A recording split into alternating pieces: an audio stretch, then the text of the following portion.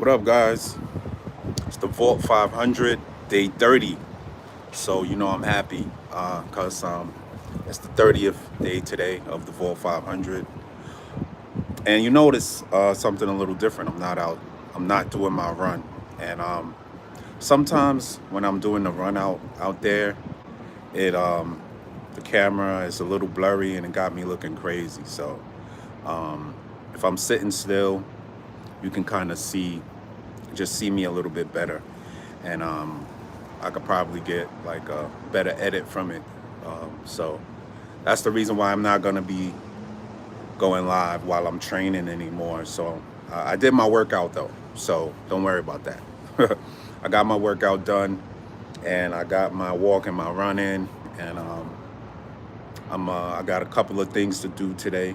Um, but yeah, man, I just wanted to get on here and just recap the week. Some of the stuff that we talked about during the week, and let's see, let's get into it. Um, there was a couple of people that I talked about. A couple of things went on. A couple of things was happening. Um, so this is what we can talk about today. You know. Um, yeah, that's the wrong one. Yeah, that's it.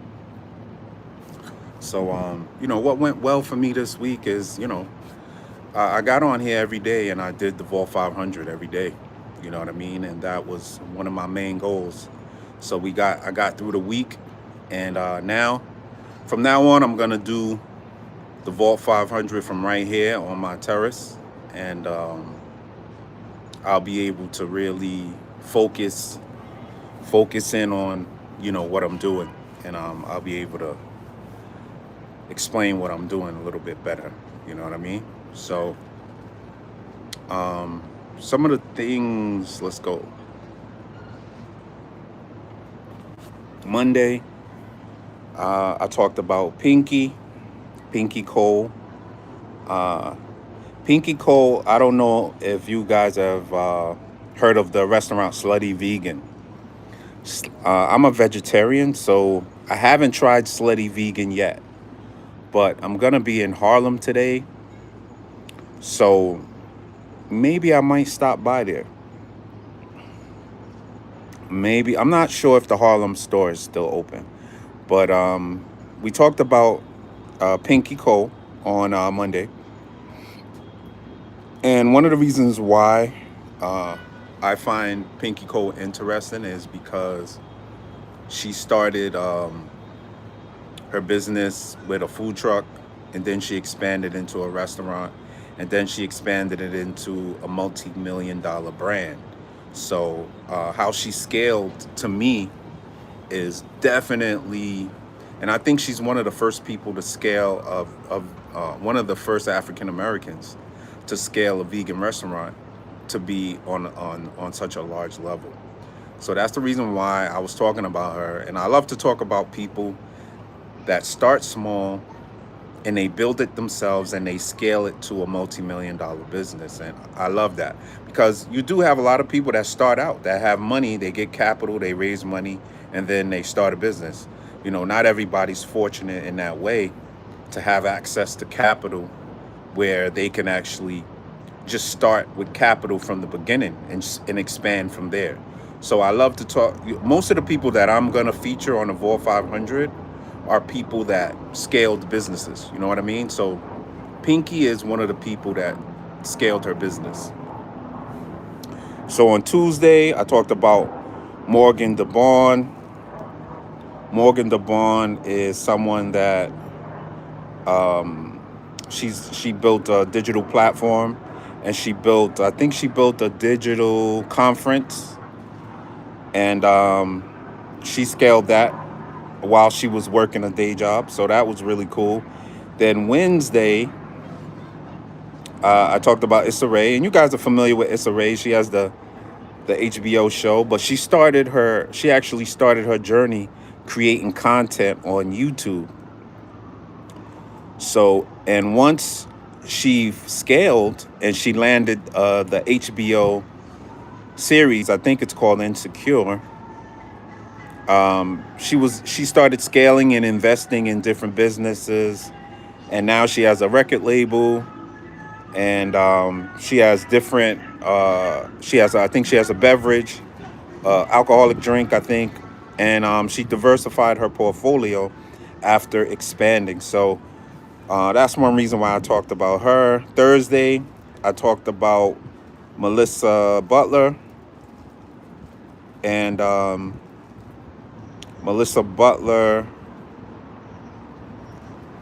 Um, she she started the Lip Bar, I think, the Lip Bar, and it's uh, it's a cosmetic line. And on Friday we talked about, of course, Imran. He created the Humane AI. Humane AI is this device right here. Let me see if I can find it. uh, Friday, Friday we talked about Humane AI, and this is the device right here. And it was created by Imran and his wife, and he is a former, I think, engineer or coder from one of the major companies like Apple or something like that. And he created this, and we talked about that yesterday. So that is, we're just recapping the week. I'm hoping you guys are having a good day.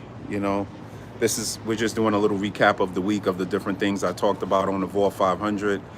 This is day 30, so I definitely appreciate you guys for tapping in, and it's something that's excited for me today. You know what I mean? To reach 30 days, I got a lot more left, but we're gonna make it to 500. So a couple of other things I want to talk about today. Um,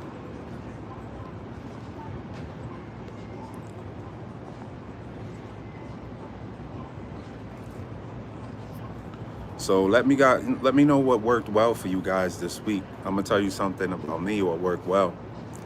Um, One of the things that I'm learning about myself doing the Vault 500 is being consistent is really difficult.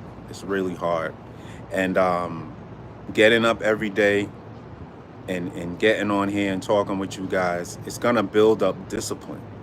So it has been building discipline because it's something that we all want to have. We all want to be able to get up and do something other than a day job that we don't like. We all want to be able to get up and do something consistently. And doing the Vault 500 every day and streaming on here with you guys every day. And it started with me. The reason why I actually wanted to do the Vault 500 is because I was working out, I was doing my walk and my run, and I was like, man, what if I could go live while I'm doing my run and talk to people and build up like a program or some sort of class or something, because I am a teacher, and that's what I love doing. So I ended up trying it for 30 days, and then then it turned into the Vault 500. But I'm not gonna film myself working out anymore because the camera movement and all of that stuff, and I just look crazy. It's blurry, and it's hard to get clips from there when I'm doing that. So I'm not really gonna do that anymore. So but let's talk a little bit about some of the things that we talked about during the week. Let's see. Let me see.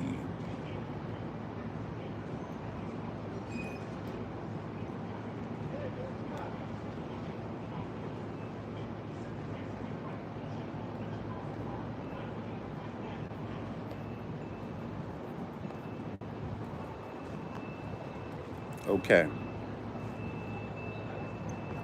All right, this is Issa Rae. I talked about her earlier in the week.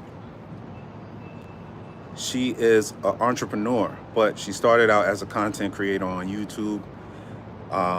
then she scaled it to the HBO show Insecure. I think that's what it's called. And now she's scaled it to different areas, different types of businesses. She has a record label. She has a music company, and she's really, really a dope individual. And if you don't know who she is, do your research, and because she's really cool, and she's somebody that I'm definitely following and learning more about, just as a business professional in general, because I try to look at what other people do and learn from them. And then this is Imran, and he created this device right here. Now, I'm gonna tell you what I like about this device right here.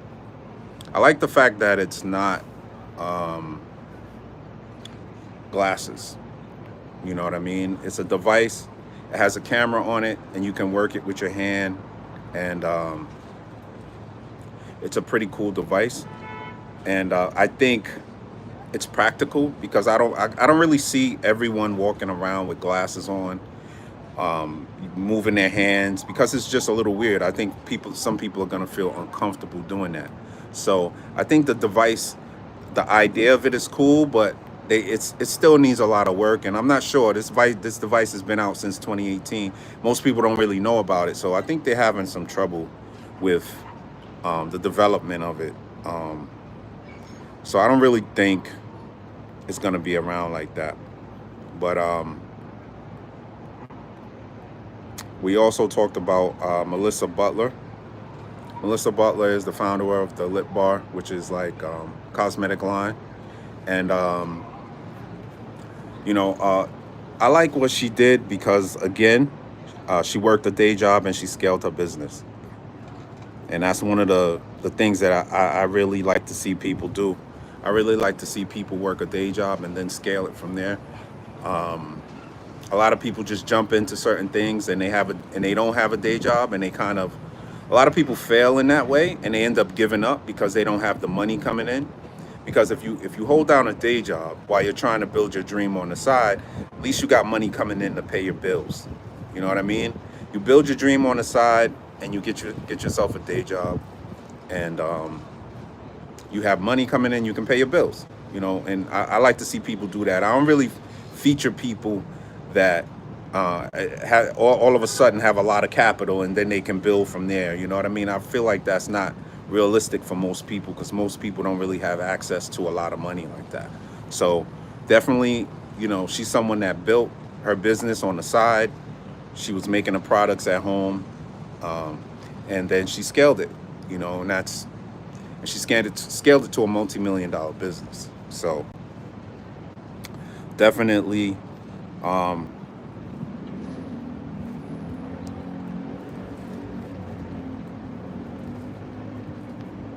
okay.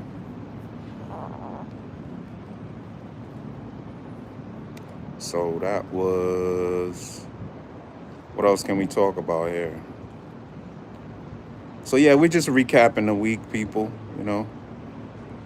Um,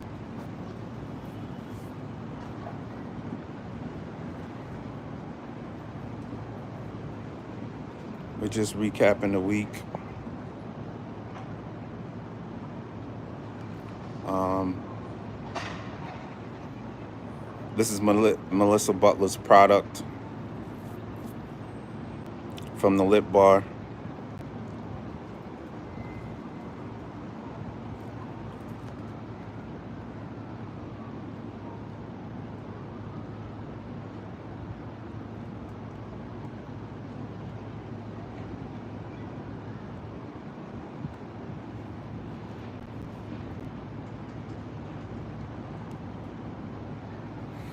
We also, one thing that I really enjoy talking about is automation and AI and making work easier.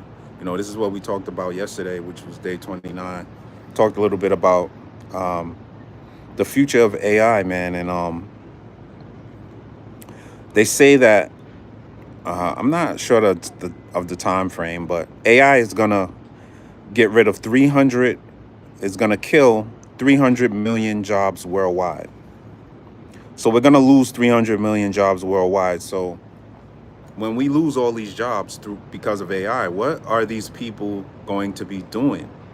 What if we're going to lose 300 million jobs worldwide, right? What are the people going to be doing? Like, what does the future look like?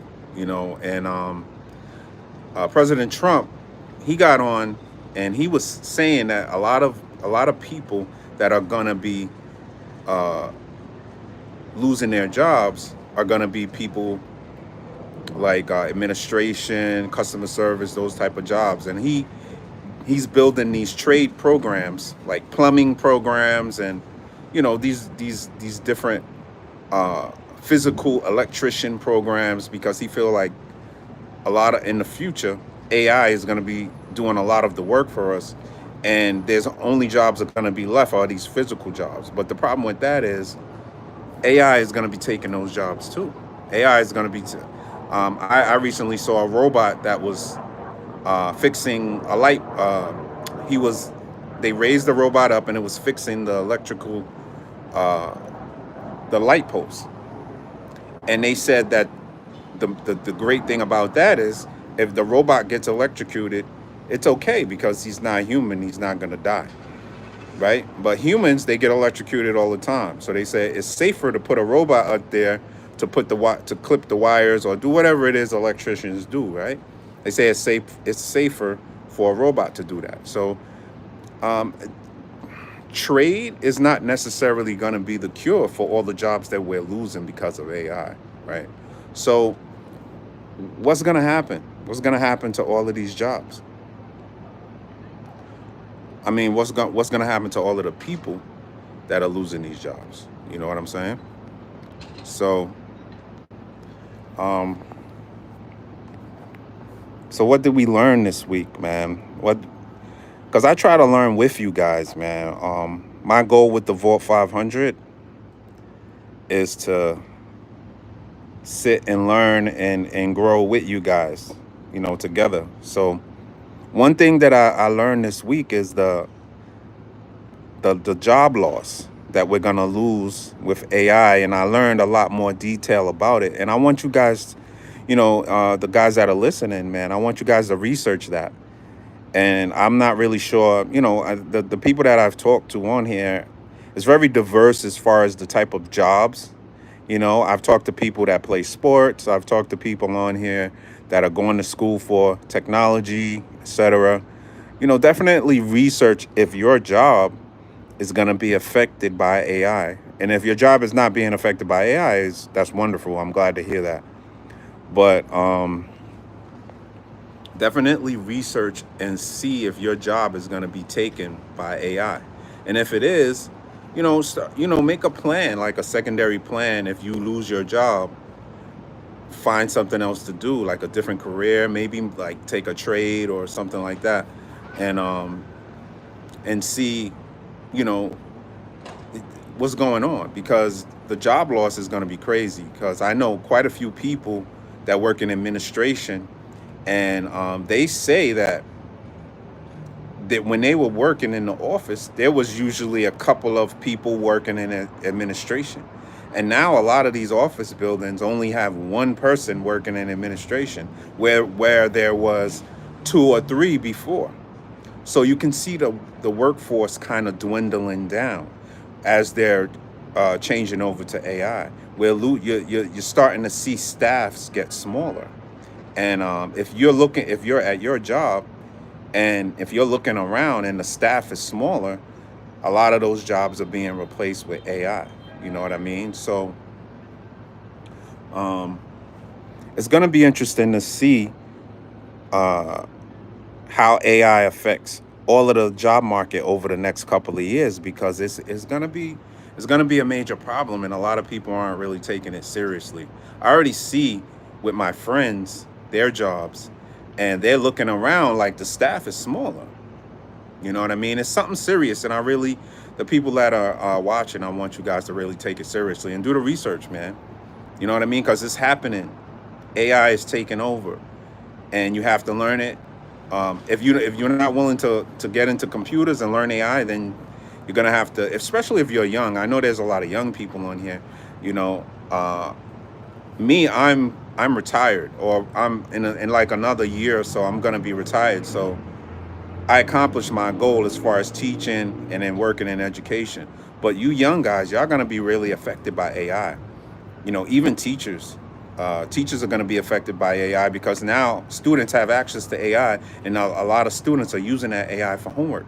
So teachers have to incorporate AI into the lesson, and if they don't incorporate it, then they're going to fall behind. Because at my school, they blocked ChatGPT, but they couldn't block. ChatGPT isn't the only AI company.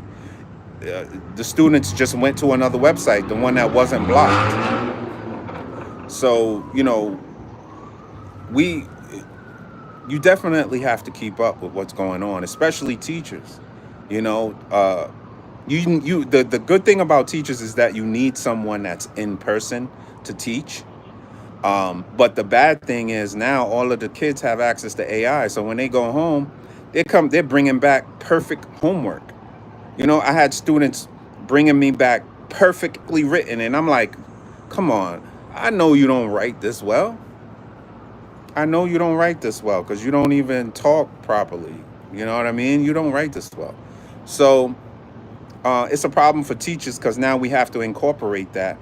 Instead of telling kids to go home and write their paper, what we can do is tell students, hey, go home, use ChatGPT to write this paper, but then I want you to rewrite it and correct it and write it in your own tone. I want you to take the same paper that you had ChatGPT write, because it's not going to write in your style, and then rewrite it in your own words. And that's what I want. That's what I would recommend teachers do. Like I only have a year left, but I know a lot of teachers are going to have a issue with that. So, um, yeah. So, that's what it is. So, you guys tell me, that basically what went well for me this week was, just being consistent, man. Um, just being consistent went well for me.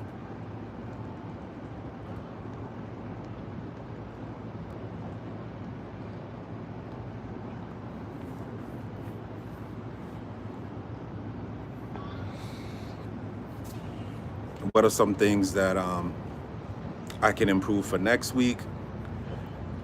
What are some? I want to eat better. I'm still not eating as good as I should. You know what I mean? That's what I want to really improve. Just eat better and get more fruit, drink more water. That's what I want to improve for myself next week, man. Um, but I appreciate you guys, man.